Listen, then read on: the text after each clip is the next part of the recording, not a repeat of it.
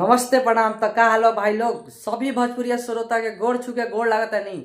आज हम बात करे वाले बानी टुनटुन लाल यादव के गाना के बारे में।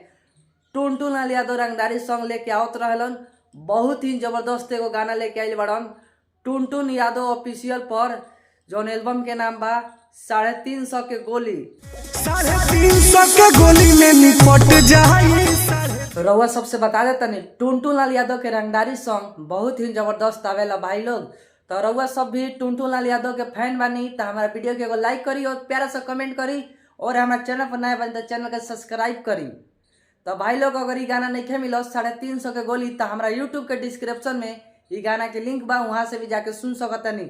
तो भाई लोग ये गाना के ट्रेंडिंग में लेके आवलो, इंस्टाग्राम पर एक रील बनावलो और टुनटुन लाल यादव के फुल वॉच करलो। जौन गाना आई बा टुनटुन यादव ऑफिशियल पर, तो जाके पूरा गाना के जरूर सुनलो भाई लोग। तो भाई लोग ये गाना के पूरा डिटेल्स हम बता देता नहीं। गाना आई बा टुनटुन यादव ऑफिशियल पर, जौन एल्बम के नाम बा 350 के गोली।